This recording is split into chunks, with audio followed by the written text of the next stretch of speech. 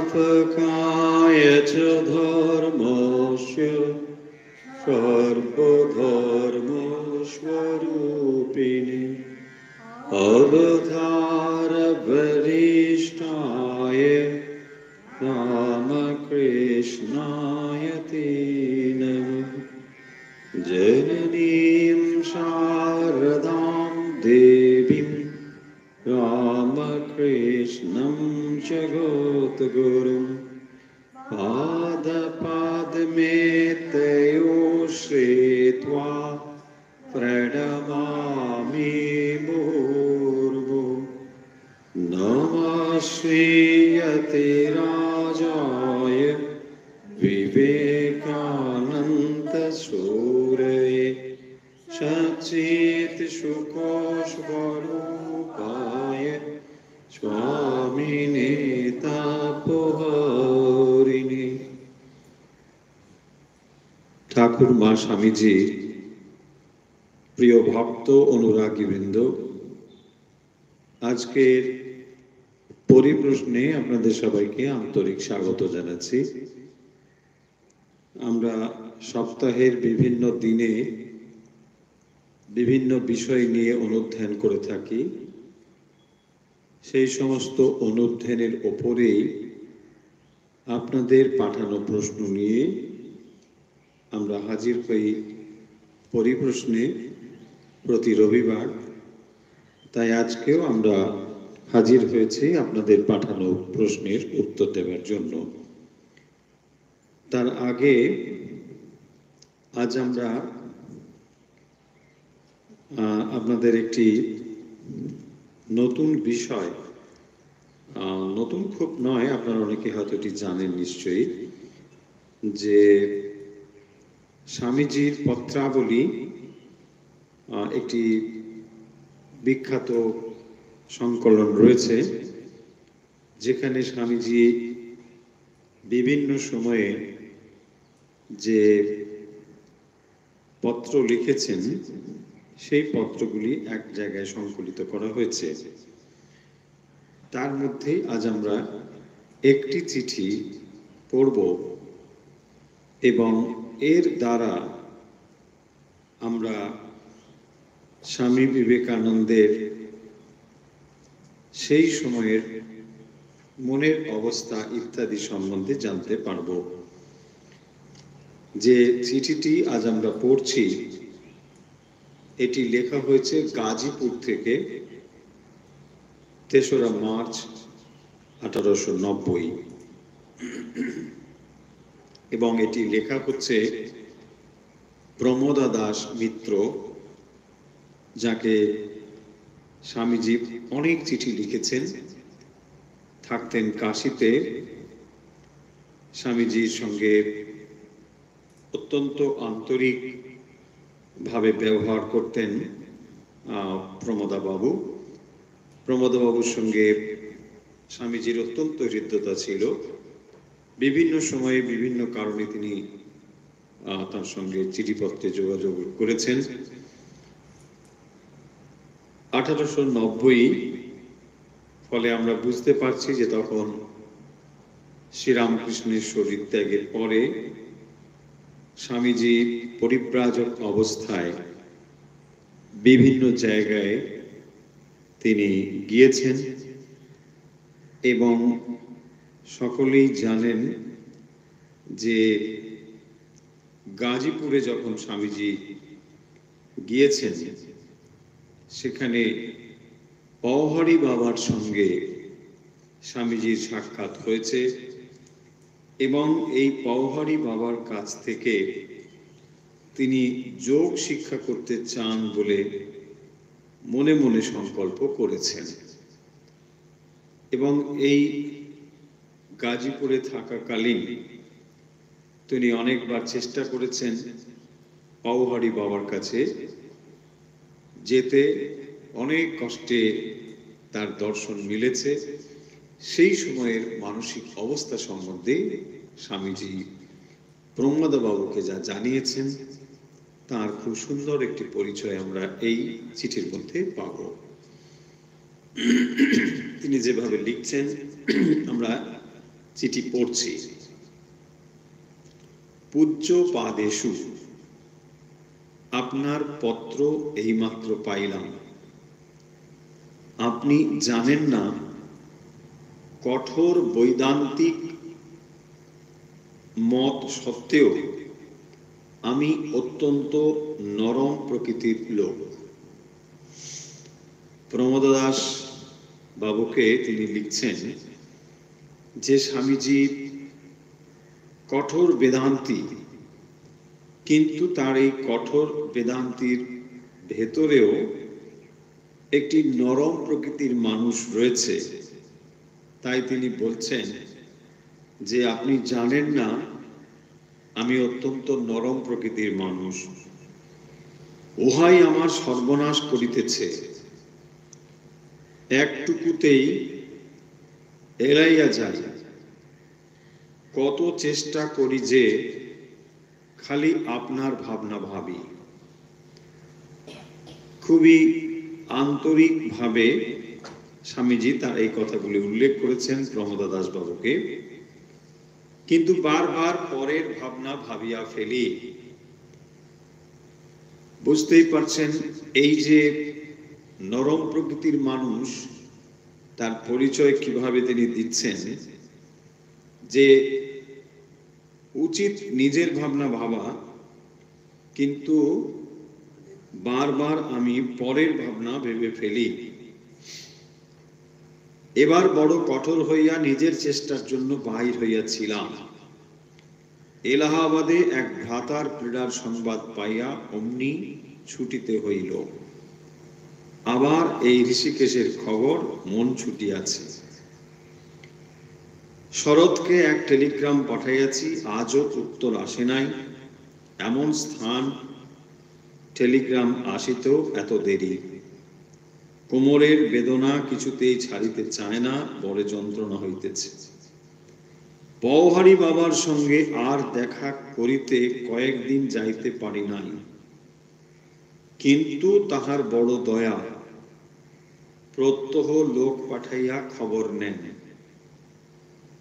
কিন্তু এখন দেখিতেছি উল্টা সমঝিলিরাম। কোথায় আমি তার দ্বারে ভিখারি, তিনি আমার কাছে শিখিতে চাহেন। দেখুন, পওহারী বাবার কাছে কিভাবে স্বামীজির গমন এবং তার পরবর্তীতে মত পরিবর্তন। তিনি ভেবেছিলেন যে পওহারী বাবা মস্ত বড় যোগী, যোগী তো নিশ্চয়ই, ভুল কিছু নেই, কিন্তু শ্রীরামকৃষ্ণের থেকে তার কাছে আর নতুন করে যোগ শিক্ষা করার কিছু ছিল না স্বামীজির। কিন্তু সেইটি তিনি প্রথম অনুধাবন করতে পারেননি। তাই পওহারী বাবার কাছে গিয়েছেন। উদ্দেশ্য বা লক্ষ্য ছিল যোগ শিক্ষা করবেন। কিছুদিন যাওয়ার পরে তার মনে হলো যে যথাযথভাবে পওহারী বাবা তাকে শেখাবেন কি, তিনি আসলে শিখতে চান। সেই জন্য সেই ভাবটি এখানে তিনি এইভাবেই প্রকাশ করেছেন। কিন্তু এখন দেখিতেছি উল্টা সমঝিলিরাম। কোথায় আমি তার দ্বারে ভিখারি, আমি শিখতে চাই, তিনি আমার কাছে শিখিতে চাহেন। বোধ হয় ইনি এখনো পূর্ণ হন নাই। কর্ম এবং ব্রত এবং আচার অত্যন্ত ও বড় গুপ্ত ভাব। সমুদ্র পূর্ণ হইলে কখনো বেলাবদ্ধ থাকিতে পারে না, নিশ্চিত। এই কথাতে খুব স্পষ্ট স্বামীজি পওহারী বাবা সম্বন্ধে যা লিখেছেন, যে এখনো তাকে পূর্ণ বলে স্বামীজির বোধ হচ্ছে না। আর যদি তা হতো, তাহলে তিনি একটি উপমা দিয়ে বলছেন, সমুদ্র পূর্ণ হলে কখনো তাকে কোনো সীমারেখার দ্বারা বদ্ধ রাখা যায় না। তাই যদি পওহারী বাবা এমন হতেন তাহলে নিশ্চিত রূপে তাকে বদ্ধ করে রাখা যেত না। কিন্তু এখনো যখন তার ভেতরে এইরকম গুপ্ত ভাব ইত্যাদি রয়েছে, এর থেকে এইটি স্বামীজির সিদ্ধান্ত যে নিশ্চয়ই এখনো তিনি পূর্ণ হননি। অতএব অনর্থক ইহাকে উদ্বেজিত করা ঠিক নহে স্থির করিয়াছি। তো ফলে স্বামীজিরা ঠিক করছেন যে পওহারী বাবাকে আর বেশি উদ্বিগ্ন করবেন না এবং বিদায় লইয়া শীঘ্রই প্রস্থান করিব। কি করি বিধাতা নরম করিয়া যে কাল করিয়াছেন, বাবাজি ছাড়েন না।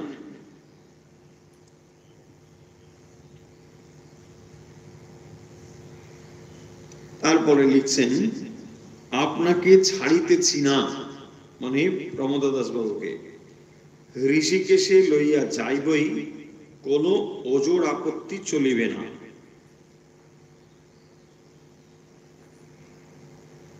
এইসব কথা রয়েছে। আমরা মূল জায়গাটিতে আবার চলে আসি।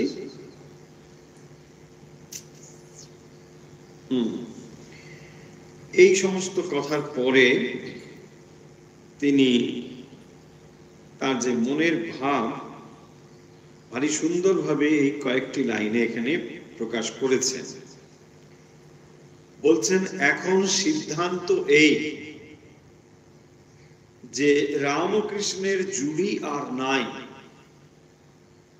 রামকৃষ্ণের জুড়ি আর নাই। সে অপূর্ব সিদ্ধি আর সে অপূর্ব অহেতুকী দয়া, সে ইন্টেন্স সিম্প্যাথি বদ্ধ জীবনের জন্য এই জগতে আর নাই। স্বামীজি পওহারী বাবার কাছে গিয়েছিলেন যখন পরিব্রাজক অবস্থায় ভারতবর্ষের বিভিন্ন জায়গায় তিনি বেরিয়েছেন। গাজীপুরে পওহারী বাবা থাকতেন, তার নাম শুনে তার কাছে বারবার তিনি গিয়েছেন যাতে করে তিনি যোগ শিক্ষা লাভ করতে পারেন। আপনারা সকলেই সে কাহিনী জানেন যে একদিন প্রায় ঠিক করেই ফেলেছেন, পরের দিন তিনি প্রণালীবদ্ধভাবে যেমন যোগ শিক্ষা করতে হয় সেভাবেই তিনি শিক্ষা শুরু করবেন। ঠাকুরকে দেখতে পাচ্ছেন একেবারে মানে চোখ ছলছল করছে, স্বামীজির দিকে তাকিয়ে আছে।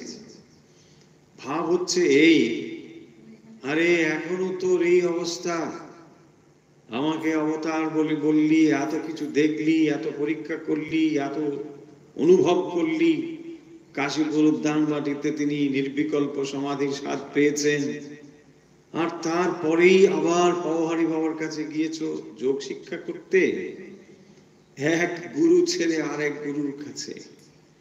এতে যে শ্রীরামকৃষ্ণের কোনো ক্ষতি হয়ে যাবে তা নয়, যে শ্রীরামকৃষ্ণ এরকম সামান্য গুরু ছিলেন তা না, যে এক গুরুর থেকে আরেক গুরু যাচ্ছেন বলে তার একটা হিংসা হচ্ছে, ব্যাপার তা নয়। আসলে যে পরিপূর্ণতা শ্রীরামকৃষ্ণের ভেতরে রয়েছে সেই পরিপূর্ণতা অন্য কোথাও নেই, এটি শ্রীরামকৃষ্ণ স্পষ্টত জানেন। তাই তিনি বলছেন তার মনের ভাব পরিবর্তিত হয়েছে। তিনি পরবর্তীতে প্রমোদাদাস বাবুকে এই কথা লিখছেন, রামকৃষ্ণের জুড়ি আর নেই। কবে লেখা হচ্ছে কথাটি? লেখা হচ্ছে 1890-তে এবং 3রা মার্চ এই চিঠি। রামকৃষ্ণের জুড়ি আর নেই, সে অপূর্ব সিদ্ধি আর সে অপূর্ব অহেতুকী দয়া, সে ইন্টেন্স সিম্প্যাথি প্রগাঢ় সহানুভূতি বদ্ধ জীবনের জন্য এই জগতে আর নেই। তারপরে লিখছেন, হয় তিনি অবতার, যেমন তিনি নিজে বলতেন যেই রাম যেই কৃষ্ণ, অথবা বেদান্ত দর্শনে যাকে নিত্য সিদ্ধ মহাপুরুষ লোকহিতায় মুক্তোপি শরীর গ্রহণকারী বলা হইয়াছে, যিনি মুক্ত অথচ জগতের হিতের জন্য শরীর ধারণ করেছেন। নিশ্চিত নিশ্চিত নিশ্চিত ইতি মে মতি, এই আমার মত, এবং তাহার উপাসনাই পাতঞ্জলোক্ত মহাপুরুষ প্রণিধানাত্বা। একটা সূত্র আছে পতঞ্জলি যোগ দর্শনে, সেই সূত্রটি স্বামীজি এখানে উল্লেখ করে বলছেন যে এই রকম অবতার পুরুষ যা তিনি নিজে বলতেন, হয় তিনি তাই, যদি তোমার মনে হয় তা তিনি নয়, তাহলে তিনি বেদান্ত মতে যে নিত্য সিদ্ধ মহাপুরুষ বেদান্তে বলা হয়েছে, তো সেই নিত্য সিদ্ধ মহাপুরুষ যিনি নিজে মুক্ত অথচ জগতের কল্যাণে তিনি শরীর ধারণ করে এসেছেন, এই রকম তিনি হতে পারেন। যদি তিনি অবতার না হন তো এটা তো নিশ্চয়ই।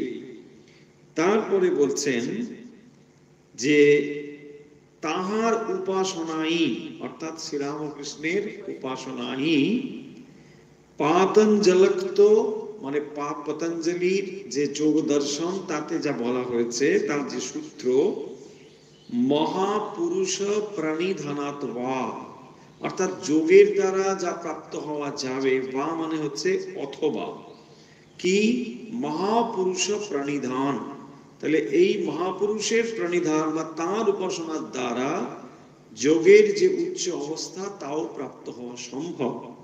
সেই রকম মহাপুরুষ হচ্ছেন শ্রীরামকৃষ্ণ। বলছেন কবে? 1890 খ্রিস্টাব্দে স্বামীজি এই কথা বলছেন। কি অবস্থা! শ্রীরামকৃষ্ণ সম্বন্ধে এই হচ্ছে তার অভিমত, প্রমোদ দাস বাবুকে তিনি লিখে জানাচ্ছেন। তারপরে আরো লিখছেন এই চিঠিতে, তাহার জীবদ্দশায় তিনি কখনো আমার প্রার্থনা গড়মঞ্জুর করেন নাই।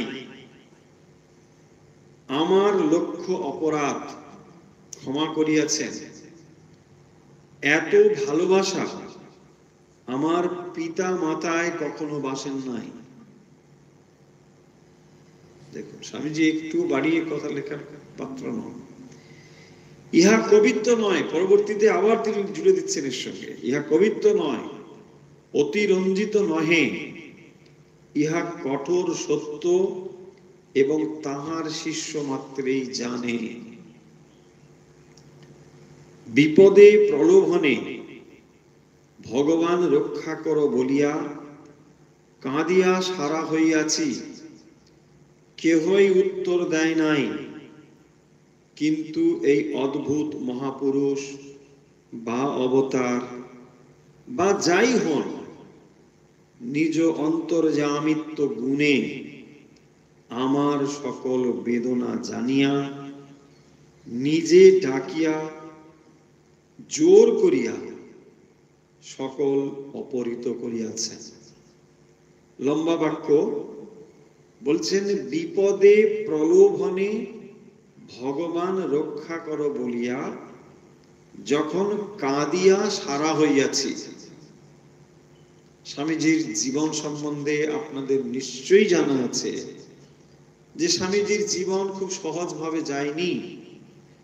যে স্বামীজি ছোটবেলায় এত প্রাচুর্য অর্থ সম্পদের ভেতরেই বড় হয়েছেন, পিতার মৃত্যুর পর তাকে সংসারের যে দুঃখময় পরিস্থিতির মধ্যে পড়তে হয়েছে তা নিশ্চয়ই আপনাদের অজানা নয়।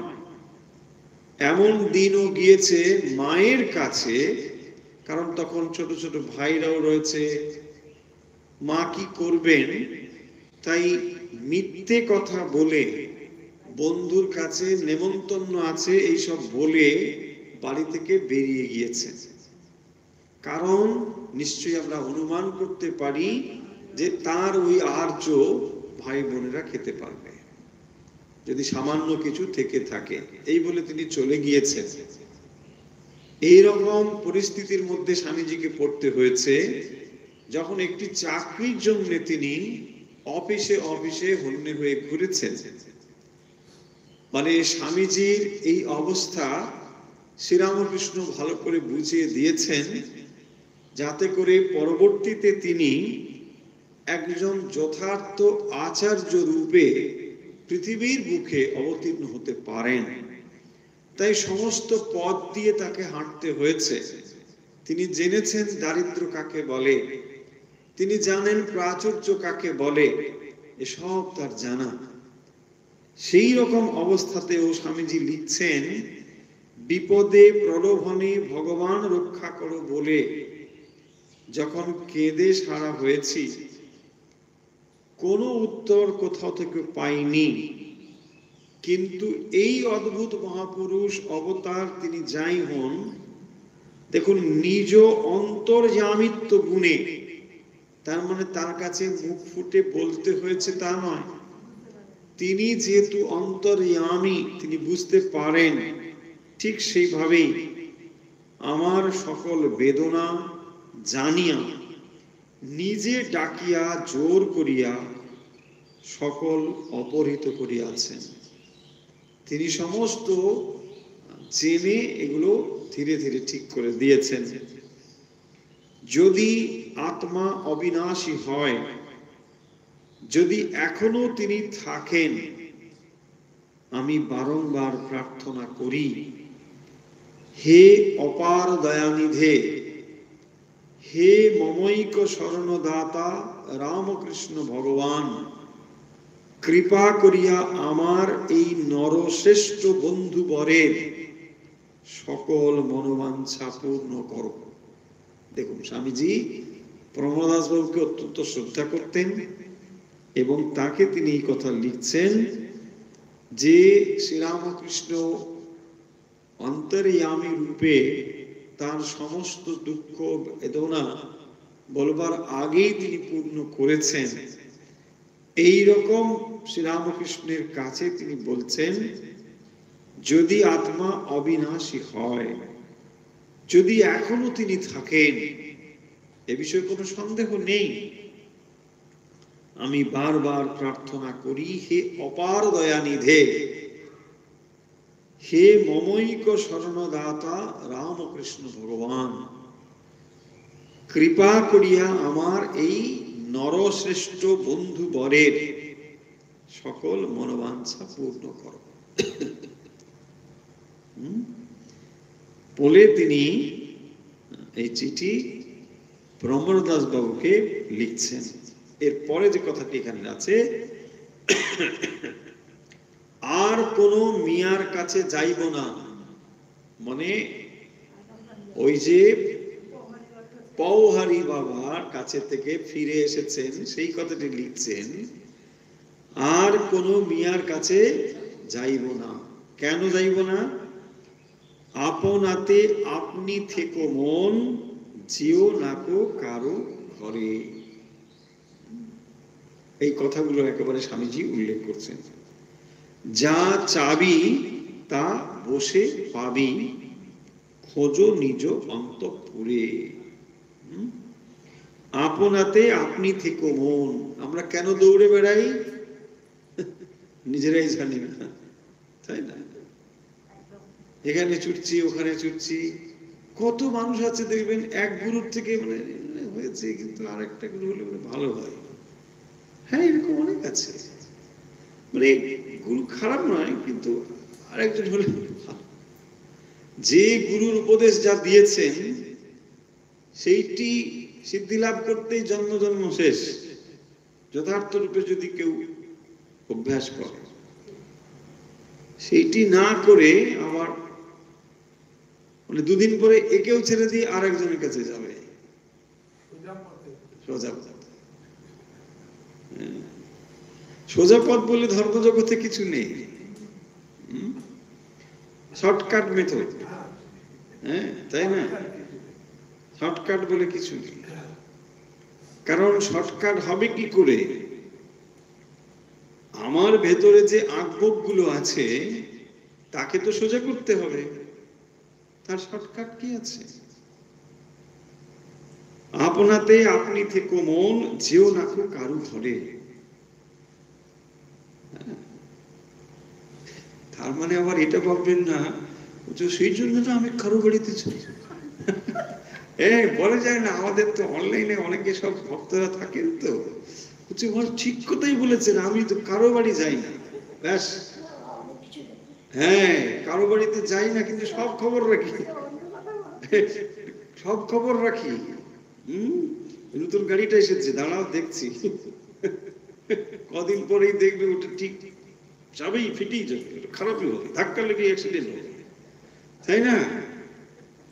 দেখো, পরের বাড়ি যায় না, কিন্তু নানা খবর থাকে। অতএব পরের বাড়ি যাওয়া এটা আলাদা অর্থ। যেও না কো কারো ঘরে মানে তোমার আর অন্যত্র যাওয়ার প্রয়োজন নেই, যেহেতু তোমার কাছে এই সম্পদগুলো রয়েছে। সেই সম্পদটা কোথায়? মনোজগতে। আপনাতে আপনি থেকো মন। মন কখন এদিক ওদিক ঘুরে বেড়ায়? যখন নিজের অবস্থাতে সে সুখী নয়, তখনই তো এখানে ওখানে ঘুরে বেড়ায়, সুখ খুঁজে বেড়াচ্ছে, চলো ওখানে একটু, এখানে একটু। কিন্তু মনের গভীরে যে শান্তি রয়েছে, সেইটি একবার দেখা হলো। যা চাবি তা বসে পাবি, খোঁজো নিজ অন্তঃপুরে। একেবারে সার কথা এখানে রয়েছে। মনের অন্তঃপুরেই সব শান্তি রয়েছে। কিন্তু এই কথা কে বলে আর কে শোনে? পরম ধন এই পরশমণি, যা চাবি তাই দিতে পারে। পরম ধন ওই পরশমণি। অন্তঃপুরে যে পরশমণি রয়েছে, পরশমণি স্পর্শ করলেই মণি হয়ে যাবে, তাই তো? তো এখানে স্পর্শ করারও প্রয়োজন নেই। স্পর্শ করতে গেলে একটা কিছু বাইরে স্পর্শ করতে হয়। এই পরশমণি ভেতরেই রয়েছে, কেবল আপনার দৃষ্টিটুকু সেদিকে দিতে হবে, এটুকুই। যা চাবি তাই দিতে পারে। পরশমণি সব দিতে পারে। এমন কত মণি পড়ে আছে চিন্তামণির নাচ দুয়ারে। যে মণি পাওয়ার জন্য তিনি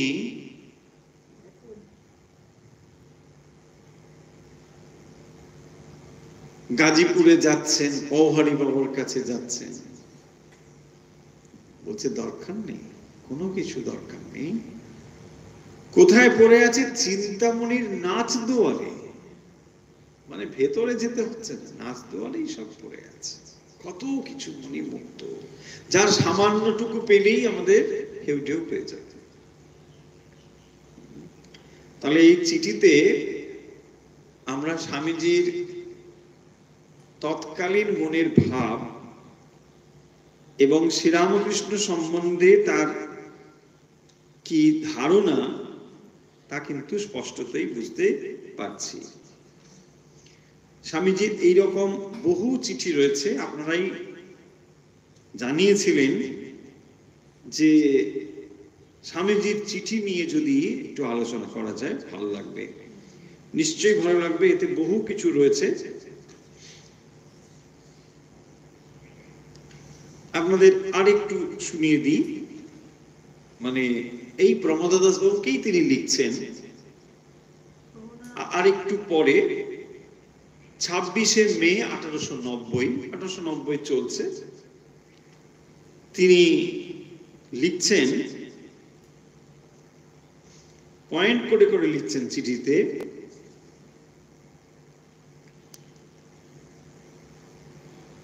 বিশ্বনাথের নিকট প্রার্থনা করিয়া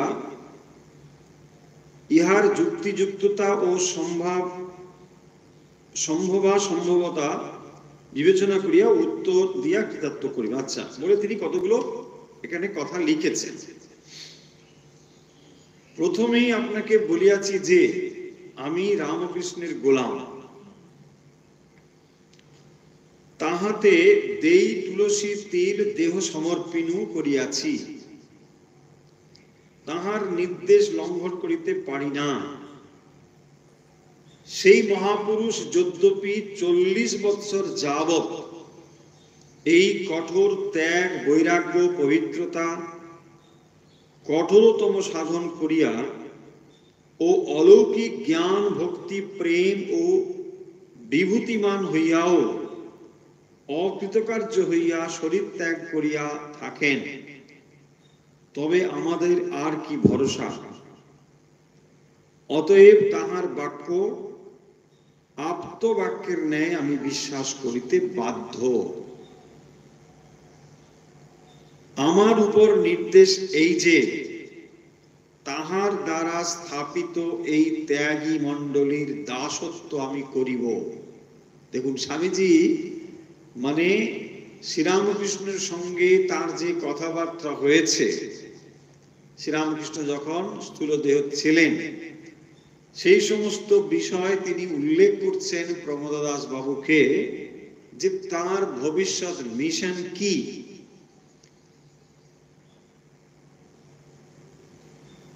ইহাতে যাহা হইবার হইবে এবং স্বর্গ বা নরক বা মুক্তি যাহাই আসুক, লইতে আমি রাজি আছি।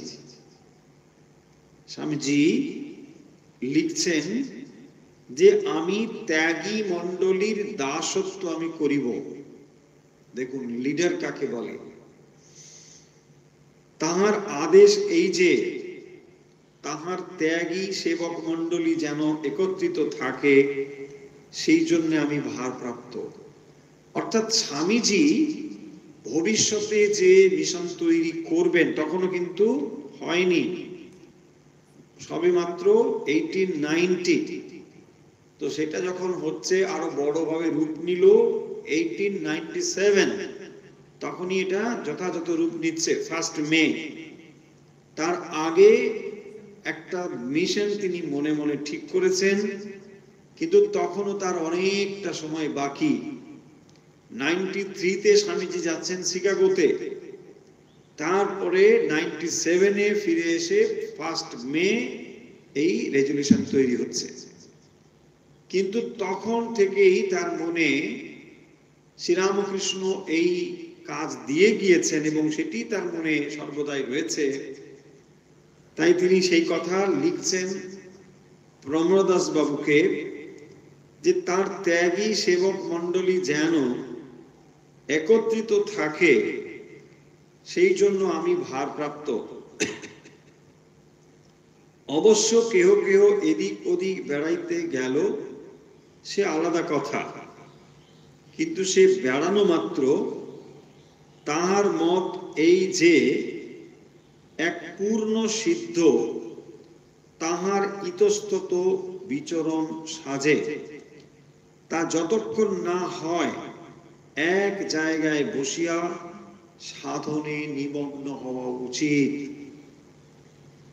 আপনা আপনি যখন সকল দেহাদি ভাব চলিয়া যাইবে, তখন যাহার যে প্রকার অবস্থা হইবার হইবে, নতুবা প্রবৃত্ত সাধকের পক্ষে ক্রমাগত বিচরণ অনিষ্টজনক। তার মানে দেখুন, স্বামীজি শ্রীরামকৃষ্ণের সঙ্গে যে কথাবার্তা বা শ্রীরামকৃষ্ণ ভবিষ্যৎ সংঘ গঠনের জন্য যে উপদেশ স্বামীজিকে দিয়ে গিয়েছেন, সেইগুলোই এখনো স্বামীজির মাথায় রয়েছে এবং সেগুলোকে তিনি কিভাবে রূপায়িত করবেন তার একটি ধারণা প্রমোদদাস বাবুকে দিচ্ছেন। কিন্তু তখনও আমরা দেখব যে এইরকম সংঘ তৈরির ব্যাপার খুব স্পষ্ট ছিল না, কিন্তু স্বামীজির কাছে এগুলো স্পষ্ট ছিল। সেই ধারণাগুলো তিনি আস্তে আস্তে দিচ্ছেন। যখন মানে ধরুন 97, অনেক পরে, কিন্তু তার অনেক আগে তিনি ধারণাগুলো দিচ্ছেন, যে যাতে করে এইরকম সন্ন্যাসী সম্প্রদায় একটি তৈরি হতে পারে, যেখানে সকলে একসঙ্গে থাকবেন। অতএব উক্ত নির্দেশ ক্রমে তাহার সন্ন্যাসী মণ্ডলী বরানগরে একটি পুরাতন জীর্ণ বাটিতে একত্রিত আছেন। যখন বরানগর মঠ হচ্ছে, আপনারা সকলেই জানেন, এবং ওই সময় তখন বরানগর মঠে সবাই পুজো টুজো করছেন ওই ঠাকুরের রেলিক্স রেখে, আর ওই সময় অনেকে পরিব্রাজক অবস্থায় এখানে ওখানে বেরিয়ে গেছে। সেই সময়ের কথা হচ্ছে। সুরেশচন্দ্র মিত্র এবং বলরাম বসু নামক তাহার দুইটি গৃহস্থ শিষ্য তাহাদের আহার আদি নির্বাহ ও বাটি ভাড়া দিতেন। ওই সময়ে এই কাজগুলো বরানগরে হচ্ছে, এবং কিভাবে ধীরে ধীরে এই অবস্থা তৈরি হচ্ছে তিনি উত্তর দিচ্ছেন এখানে পয়েন্ট করে করে, যে কিভাবে স্বামীজি ভবিষ্যতে কিভাবে ভেবেছেন, কি করবেন, তার পরিকল্পনা এসব তিনি এখানে লিখছেন। আপনি এখন রামকৃষ্ণ শিষ্যদিগের একমাত্র বন্ধু ও আশ্রয় আছেন। পশ্চিম দেশে আপনার মান, সম্ভ্রম ও আলাপ যথেষ্ট। আমি প্রার্থনা করিতেছি যে আপনার যদি অভিরুচি হয়, উক্ত প্রদেশের আপনার আলাপী ধার্মিক ধনবান দিগের নিকট চাঁদা করিয়া এই কার্য নির্বাহ হওয়ানো আপনার উচিত কিনা বিবেচনা করিবেন। যদি ভগবান রামকৃষ্ণের সমাধি এবং তাহার শিষ্যদিগের বঙ্গদেশে গঙ্গা তটে আশ্রয় স্থান হওয়া উচিত বিবেচনা করেন, আমি আপনার অনুমতি পাইলেই ভবৎ সকাশে উপস্থিত হইব। এই কার্যের জন্য আমার প্রভুর জন্য এবং প্রভুর সন্তান দিগের জন্য দ্বারে দ্বারে ভিক্ষা করিতে কিছু মাত্র কুণ্ঠিত নই।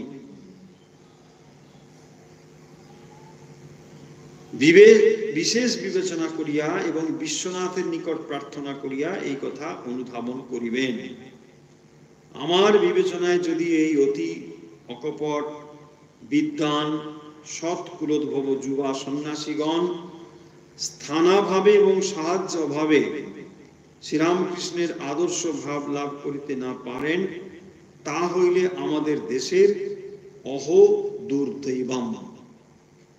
ফলে আমরা স্বামীজির এরকম অনেক চিঠি তো রয়েছে, একটি আমরা পড়লাম যেখানে তিনি ভবিষ্যৎ সংঘ গঠনের কথা বলছেন, এবং স্বামীজি শ্রীরামকৃষ্ণ সম্বন্ধে কি মত পোষণ করতেন বা শ্রীরামকৃষ্ণকে তিনি কিভাবে দেখতেন সে কথাও প্রমোদাদাসবাবুকে তিনি জানিয়েছেন। বিশেষ করে গাজীপুরে যখন তিনি ছিলেন তখন পওহারী বাবার কাছে কয়েকবার গিয়েছেন, এবং সেখানে যাওয়ার ফলে তার যে মনের পরিবর্তন হয়েছে, বা পওহারী বাবাকে তিনি যতটুকু চিনেছেন তার কথাও এখানে উল্লেখ করা হয়েছে। এখন বেশ অনেকটা সময় আমরা স্বামীজির চিঠিপত্র নিয়ে আলোচনা করলাম।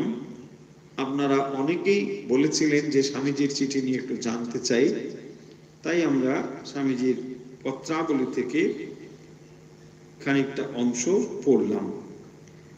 এখন আমরা চলে আসি আপনাদের পাঠানো প্রশ্ন, যা আপনারা হোয়াটসঅ্যাপে পাঠিয়েছেন। হোয়াটসঅ্যাপে আপনারা অনেকেই প্রশ্ন পাঠিয়েছেন, তার মধ্যে কিছু প্রশ্ন কেবল আমরা আজকে দেখব। আমরা যাব অভ্যাস পর্বে। আজকে আমরা দেখছি কারা প্রশ্ন পাঠিয়েছেন, কি প্রশ্ন পাঠিয়েছেন।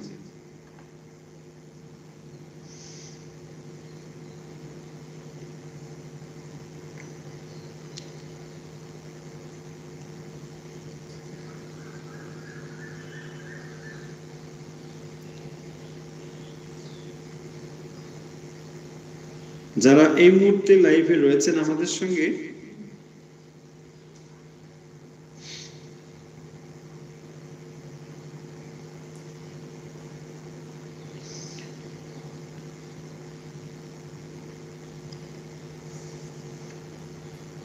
ওখানেও যদি আপনাদের প্রশ্ন থাকে বা হোয়াটসঅ্যাপে যে কোনো জায়গায় প্রশ্ন পাঠাতে পারেন। আমরা এখন দেখে নিচ্ছি, তার আগে একবার দেখে নিই এই মুহূর্তে কারা আমাদের সঙ্গে রয়েছেন, কারণ আপনাদের অভিমান আছে যে আপনাদের নাম বলা হয় না ইত্যাদি ইত্যাদি, খুবই অভিযোগ, খুবই অনুযোগ। এই মুহূর্তে আমাদের সঙ্গে যারা রয়েছেন, প্রসঙ্গত আপনাদের জানিয়ে দিই যে রবিবার নয়, সকালে প্রত্যেকদিন 6:15 থেকে আমরা প্রভাতী নামে একটি অনুষ্ঠান করছি, যেখানে বৈদিক মন্ত্র, ভগবদ গীতা এবং বিভিন্ন স্তোত্র আপনারা শুনতে পান। অনেকেই তার সঙ্গে যুক্ত রয়েছেন, এখনো অনেকে যুক্ত নন। যদি ইচ্ছে করেন আপনারা এগুলি শেয়ার করে দিতে পারেন, যাতে অনেকেই এই সুবিধে নিতে পারেন।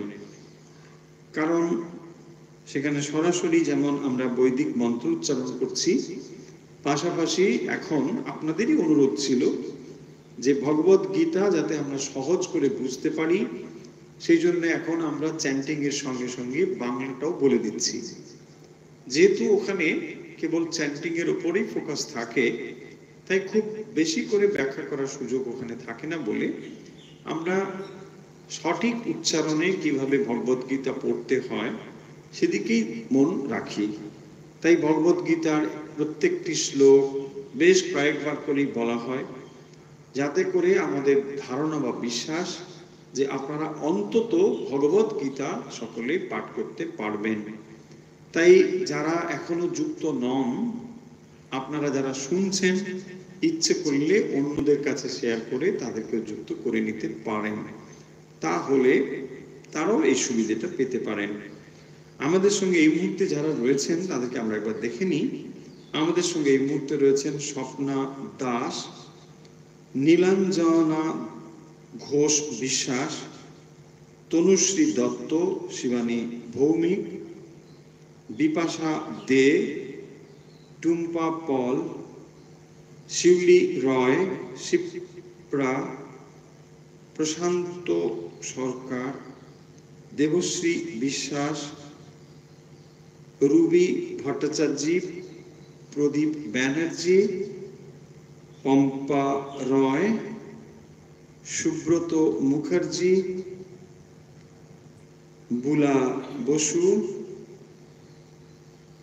আমাদের সঙ্গে রয়েছেন কার্তিক দাস, পার্বতী বাগ, অঞ্জনা কুমার, সর্বাণী সেনগুপ্ত, ইন্দিরা পোদ্দার, দিব্যেন্দু দে, প্রণতি বোস, সুচরিতা নাথ, রুদ্র দাস, দেবশ্রী বিশ্বাস, তপতি বসু, সুজাতা দে। আমাদের সঙ্গে এই মুহূর্তে রয়েছেন শ্যামলী মুখার্জি, অদিতি মজুমদার, সুধৃতা পাল, লুসি সাহা, শিখা গাঙ্গুলি, মীনা চ্যাটার্জি, শিল্পী চ্যাটার্জি, কল্যাণী ব্যানার্জি, প্রজ্ঞা ভাদুরী, ছন্দা চক্রবর্তী, শুক্লা চক্রবর্তী, সুলেখা বিশ্বাস, তুর্বা মণ্ডল, পঙ্কজ সাহা, শ্যামলী চাকি, রীতা মুখার্জি, অনেকেই রয়েছেন, রমা রয়, মন্দিরা চক্রবর্তী, তাপসী মণ্ডল, তাপসী গুপ্ত, রীতা বন্দ্যোপাধ্যায়, রঞ্জিত কুমার ব্যানার্জি, মঞ্জু পালিত, পুষ্পা সিনহা রায়, গীতা সরকার, পার্বতী ব্যানার্জি। আমাদের সঙ্গে এই মুহূর্তে যারা রয়েছেন আমরা তার কিছু নাম কেবল বলছি: পুলকেশ সিনহা রায়, দুর্বা মণ্ডল, ইতিকোনা দাস। আমাদের সঙ্গে এই মুহূর্তে যারা রয়েছেন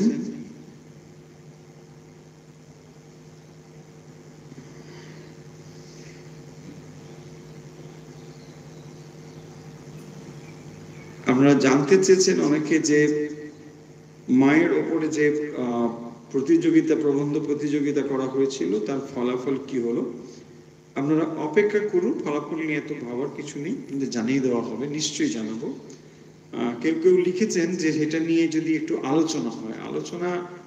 প্রবন্ধ তো আপনাদের লিখতে বলা হয়েছিল, অতএব প্রবন্ধের বিষয়ে আপনারা যা লিখেছেন সেটি আলোচনার কিছু নেই। যা আমরা পেয়েছি তার থেকে আমরা প্রথম, দ্বিতীয়, তৃতীয় এরকম ঘোষণা করে দেবো, এবং সেটি আমাদের পরবর্তী যে পরবর্তী সংখ্যাতে সেটি আসবে, সেটি আমরা জানিয়ে দেবো আপনাদের। আচ্ছা, আরো কিছু নাম আমরা দেখতে পাচ্ছি, নিশ্চয়ই রিপিটও হতে পারে। গৌরব ভট্টাচার্য, রুমা সেনগুপ্ত। বেশ, আমরা আজকে খুব বেশি প্রশ্ন দেখছি না, মানে আমরা ভাবছিলাম, কিন্তু তাহলে আমরা কিন্তু সহজে চলে যেতে পারি একটু অভ্যাসে, তাই না? অনেকদিন আমাদের অভ্যাস পর্ব ছোট হয়ে যায় বলে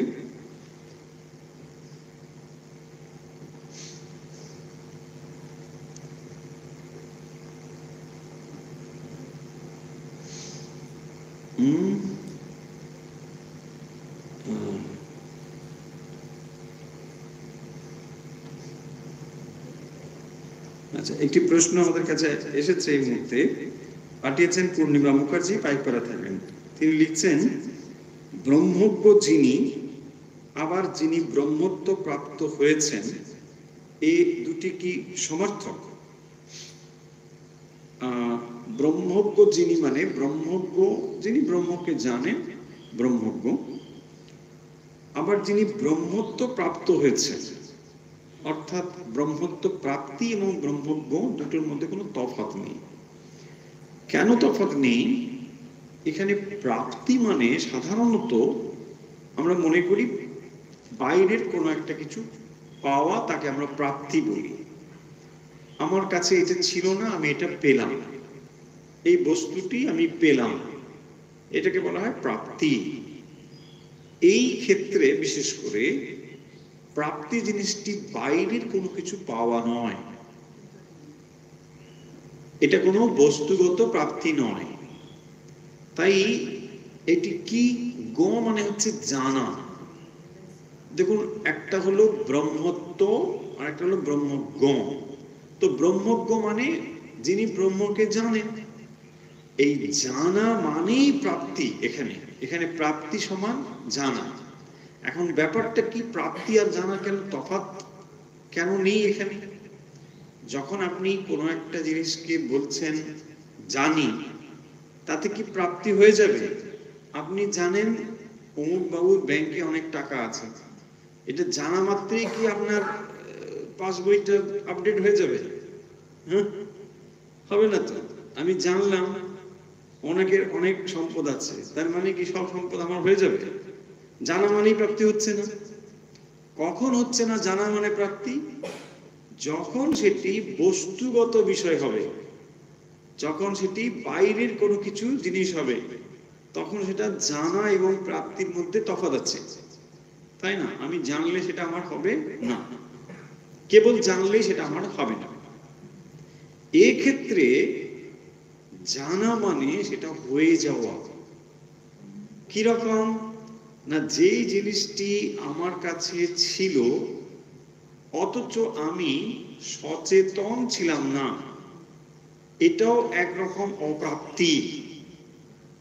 যে জিনিসটি আমার কাছে ছিল অথচ আমি এই সম্বন্ধে অ্যাওয়ার ছিলাম না, সচেতন ছিলাম না, এই অসচেতনতাও এক রকমের অপ্রাপ্তি।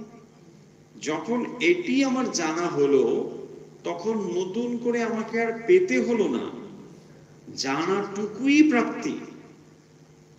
যেমন আপনি চশমা খুঁজছেন, কোথায় গেল কোথায় গেল কোথায় গেল চশমা খুঁজছেন। অনেকে করেন, দেখবেন চশমাকে যখন কাজে লাগে না বলে মাথায় উপরে তুলে রাখে, ধরুন এরকম অবস্থা, একটা জাস্ট এক্সাম্পল। তো তখন তিনি চশমাটা খুঁজছেন, কোথায় গেল কোথায় গেল। একজন বলল, ওই তো তোমার চশমা।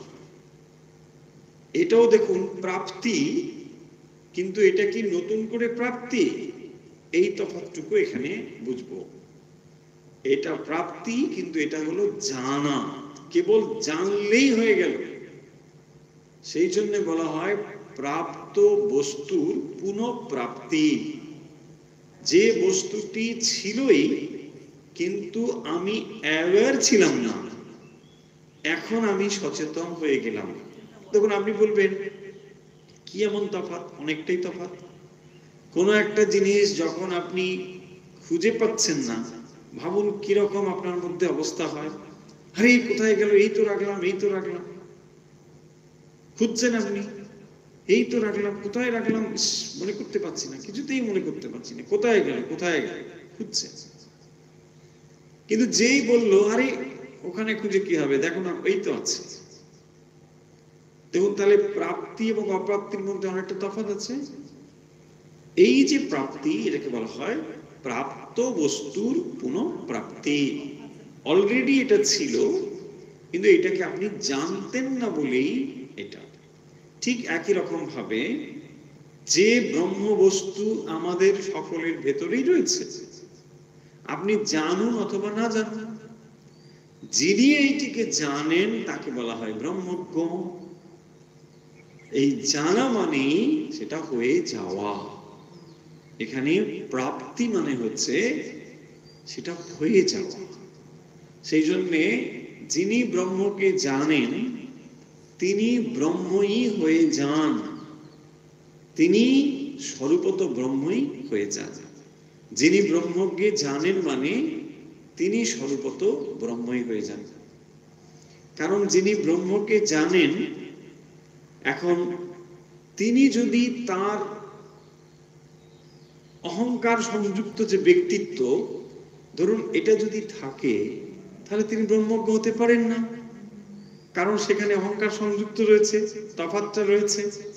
আর যখনই তিনি অহংকার বিলুপ্ত হয়েছেন, তখন তিনি স্বরূপত যা তার সঙ্গে মিশে গিয়েছেন, ফলে তিনি কিন্তু তখন ব্রহ্মই হয়েছেন।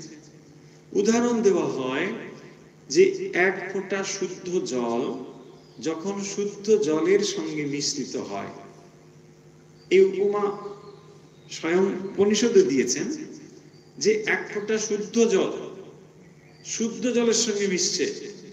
যদি রঙিন জল হয় বা কোনোভাবে কন্টামিনেটেড হয়, সেই জল মিশলে কিন্তু তার থেকে তফাৎ আপনি করতে পারবেন। যদি শুদ্ধ জলের সঙ্গে মিশে যায়, তখন তিনি স্বরূপত যা তাই হয়ে যান। ঠিক সেরকম ভাবে জীবের যে জীবত্ব, পূর্ণভাবে জীবত্ব না গেলে পরে সে কখনো ব্রহ্মত্ব হতে পারে না। আর জীবত্ব চলে যাওয়া মানে তার ব্রহ্মত্ব হয়ে যাওয়া। খুব সুন্দর প্রশ্ন আজকে আমরা দেখলাম। দেখা যাক আর কোনো প্রশ্ন এসে হাজির হয়েছে কিনা।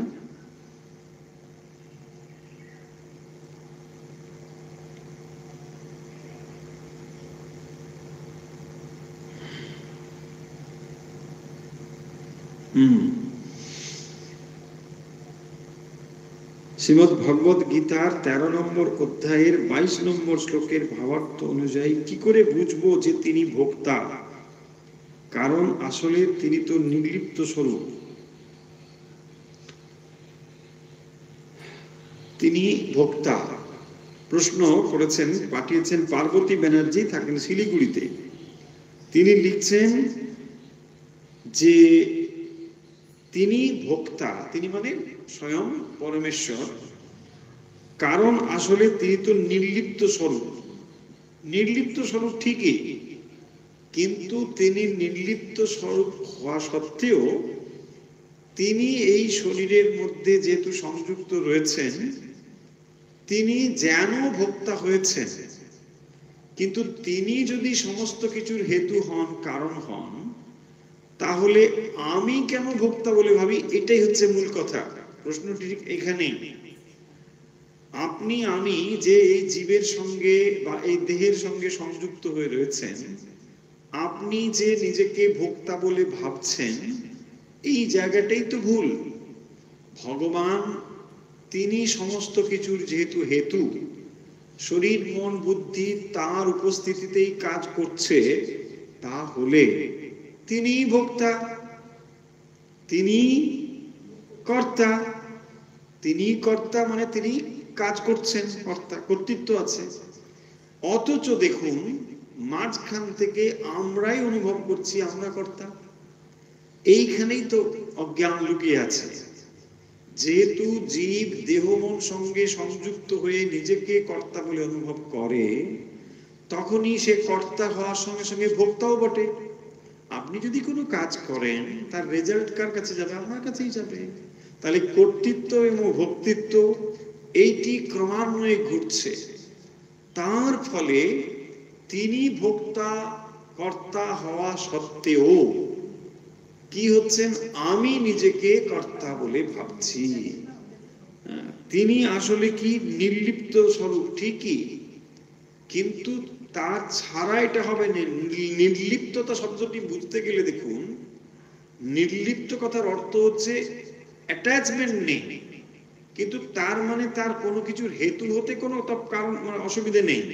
যেমন দেখুন, আগুন দিলে আপনি রান্না করতে পারবেন, আগুন রান্না করার নিশ্চয়ই হেতু।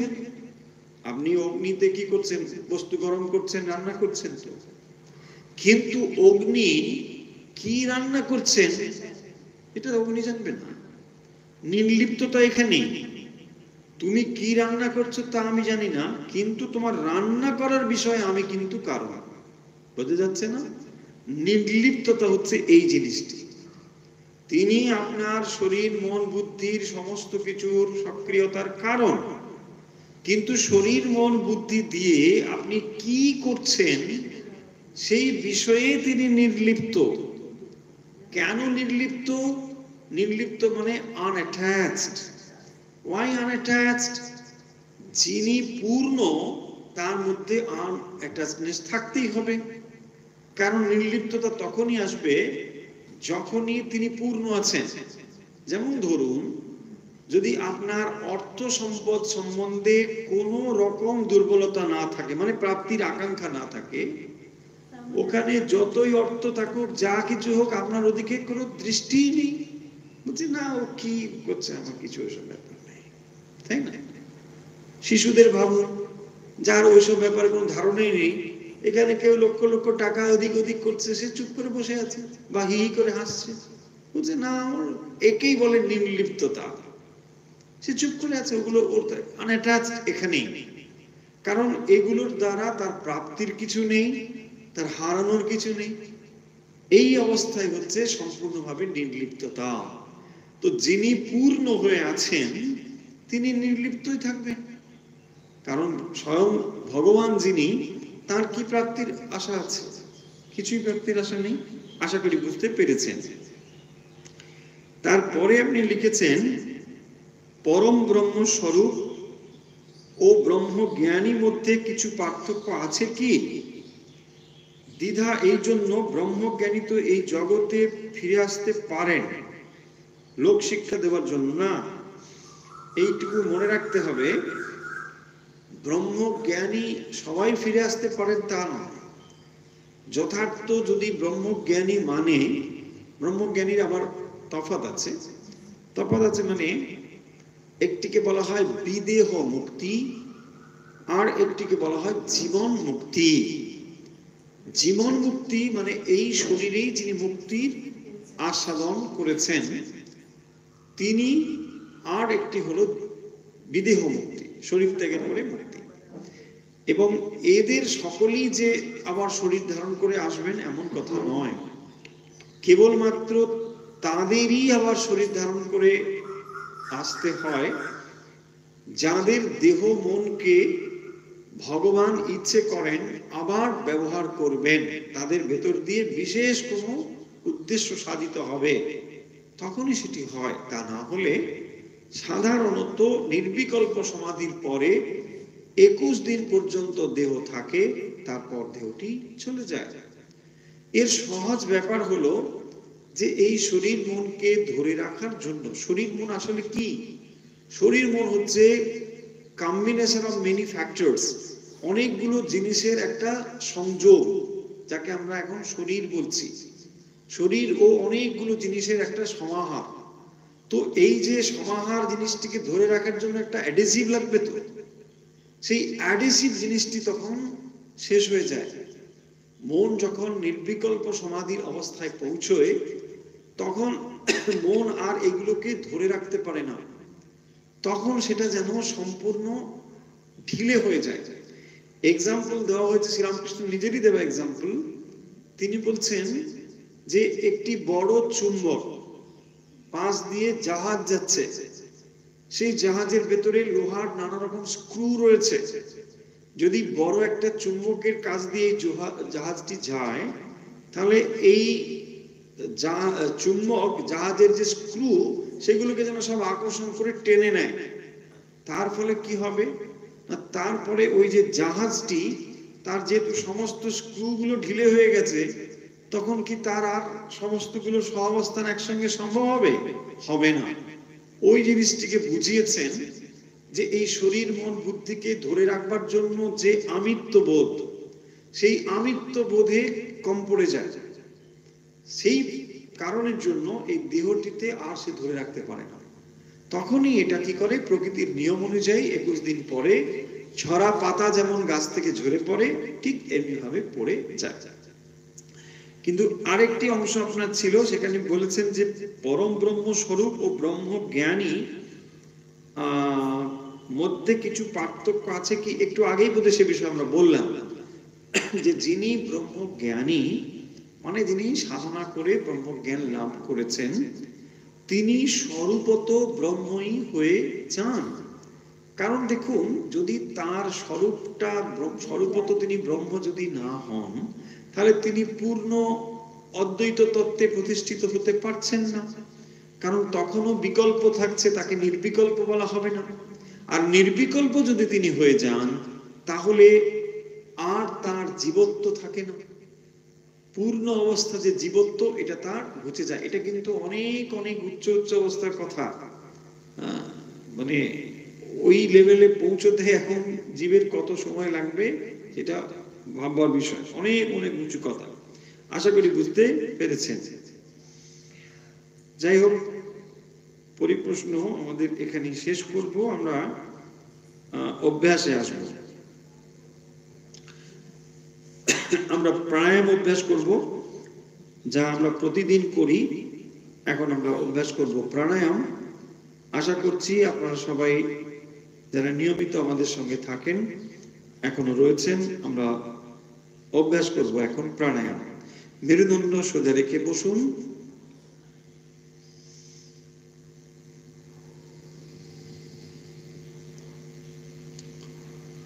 শ্বাস বাম দিকে নিন ও ধীরে ধীরে শ্বাস ডান দিকে ছেড়ে দিন।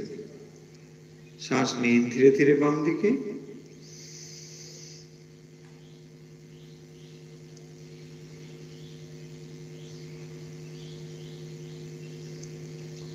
শ্বাস বাম দিকে নিন ও ধীরে ধীরে শ্বাস ডান দিকে ছেড়ে দিন।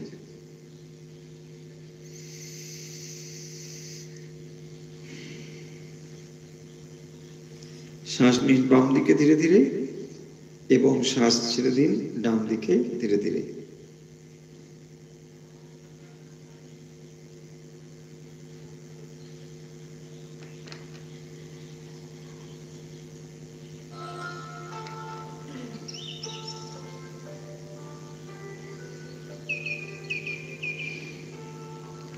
শ্বাস নিন বাম দিকে ধীরে ধীরে এবং শ্বাস ছেড়ে দিন ডান দিকে ধীরে ধীরে।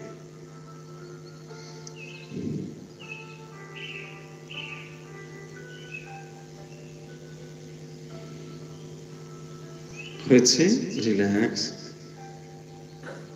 এবার ডান দিকে শ্বাস নিন, ছেড়ে দিন বাম দিকে ধীরে ধীরে।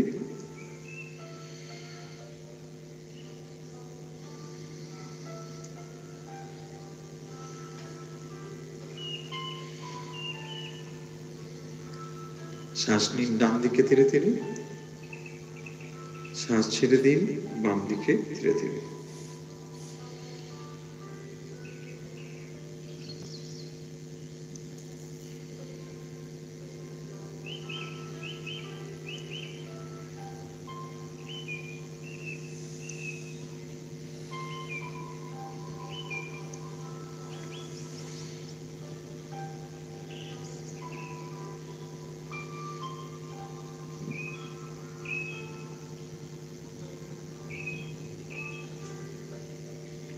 হয়েছে রিল্যাক্স। এখন আমরা যে প্রাণায়ামটি করব, শ্বাস মুখ দিয়ে নেব। মুখ দিয়ে শ্বাস নিচ্ছি আমরা কিভাবে? জিভকে পাইপের মতো করে সামনে বার করে দিন এবং এইভাবেই শ্বাস ভেতরের দিকে টেনে নিন।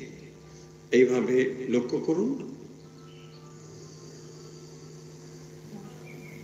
জিভকে সামনের দিকে বার করে দিন পাইপের মতো করে, শ্বাস ভরে নিন। যারা জিভ পাইপের মতো করতে পারবেন না, তারা শ্বাস ঠোঁটের মাঝখান দিয়ে ভেতরের দিকে নিন, যেমন করে চা সিপ করবার সময় আপনি করেন, ঠিক এরকম ভাবে। খেয়াল রাখুন শ্বাস যেন আপনার জিহ্বার অগ্রভাগে গিয়ে লাগে।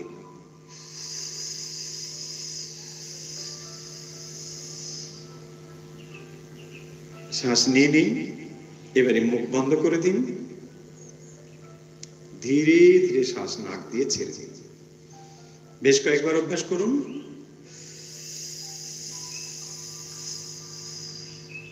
শ্বাস ভরে নিন। এবার মুখ বন্ধ করে দিন। ধীরে ধীরে নাক দিয়ে শ্বাস ছেড়ে দিন।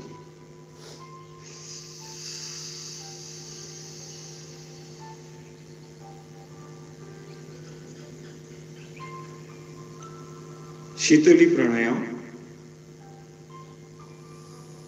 শ্বাস ধীরে ধীরে ভরে নিন। যারা করতে পারবেন জিভকে পাইপের মতো করে সামনে বার করে দিয়ে শ্বাস টেনে নেবেন। যারা এটি করতে পারবেন না, অনেকেই পারবেন না, তারা ঠোঁটের মাঝখান থেকে শ্বাস বায়ু ভেতরে টেনে নেবেন।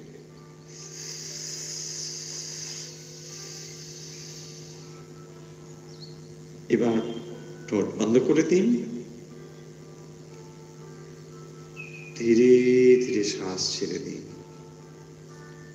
খুব দ্রুত মনকে শান্ত করবার এই প্রাণায়াম। শ্বাস ধীরে ধীরে ভেতরে নিন।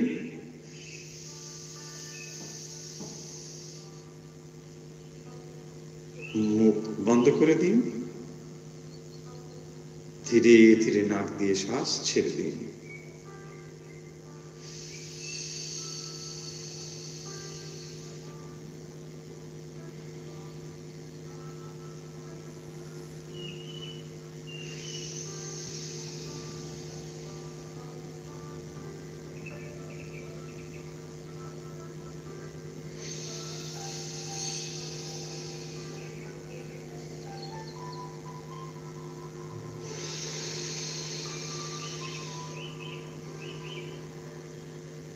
হচ্ছে রিল্যাক্স। এখন আমরা যে প্রাণায়ামটি করব, শ্বাস নাক দিয়ে নেব এবং মুখ দিয়ে ছেড়ে দেব।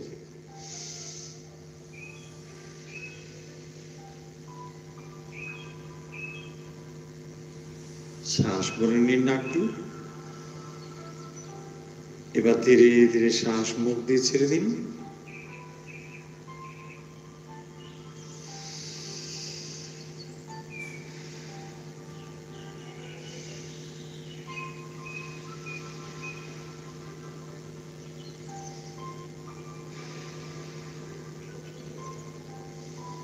রিল্যাক্স।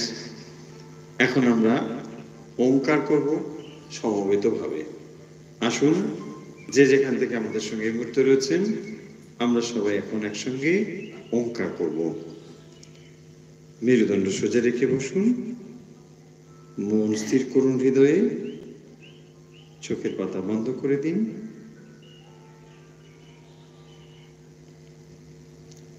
সমবেতভাবে করব ওঙ্কার।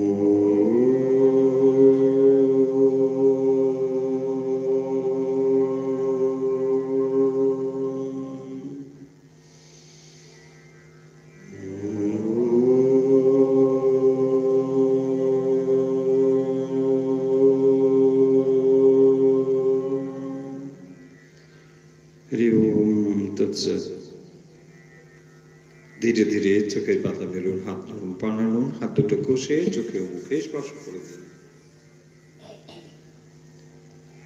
আজকের মতো পরিপ্রশ্ন ও অভ্যাস এখানে শেষ হলো। এখন আমরা সমবেতভাবে করব সারদা সঙ্গীত অনন্তরূপিণী।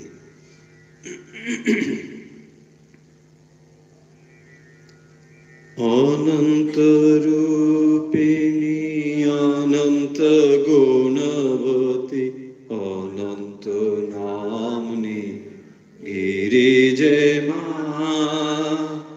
অনন্ত অনন্ত গুণবতী অনন্ত নামনি গিরিজে মা, শিবহীন মোহিনী বিশ্ববিলাসিনী, শিবহীন মোহিনী বিশ্ববিলাসিনী, রাম কৃষ্ণ জয় দায়িনী মা, অনন্ত রূপিণী অনন্ত গুণবতী অনন্ত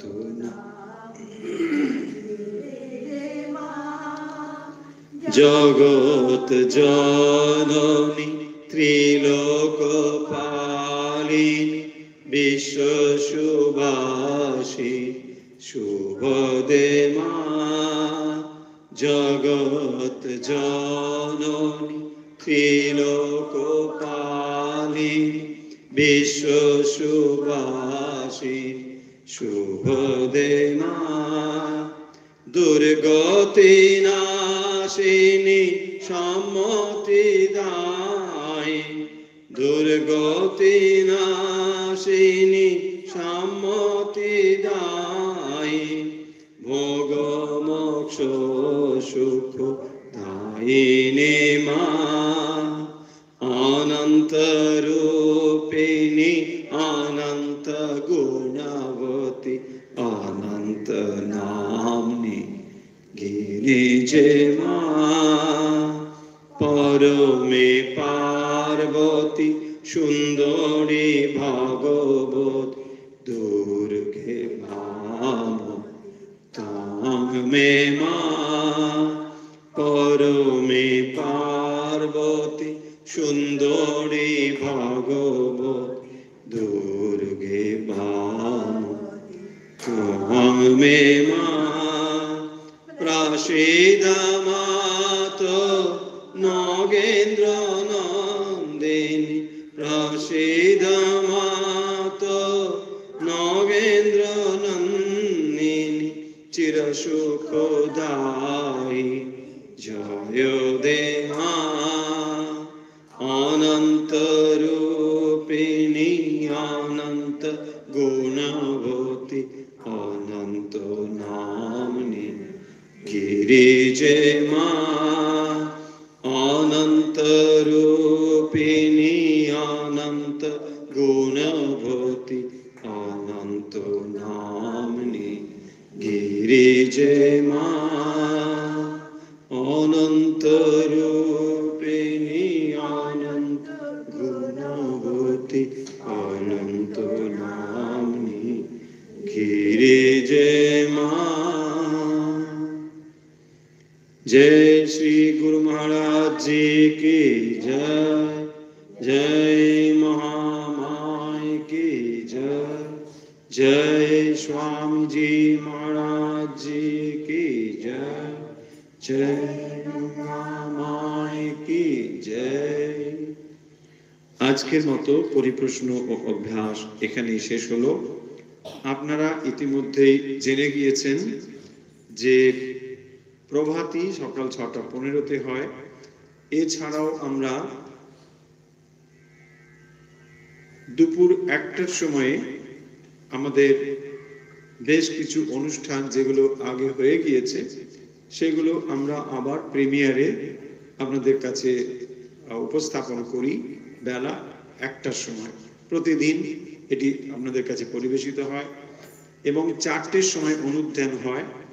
এছাড়া সন্ধে 8টার সময় আপনাদের কাছে রাতের পাঠ হিসেবে একটি পাঠ পাঠানো হয়। এভাবেই আপনারা যুক্ত রয়েছেন। যারা এটি জানেন না আপনারা তাদের কাছেও এই ইনফরমেশনটুকু দিয়ে দিতে পারেন। আমাদের সঙ্গে কিভাবে যুক্ত হওয়া যায়? আমাদের সঙ্গে যুক্ত হওয়ার একটি হোয়াটসঅ্যাপ নাম্বার রয়েছে। সেই নাম্বারটি হলো 9903985960।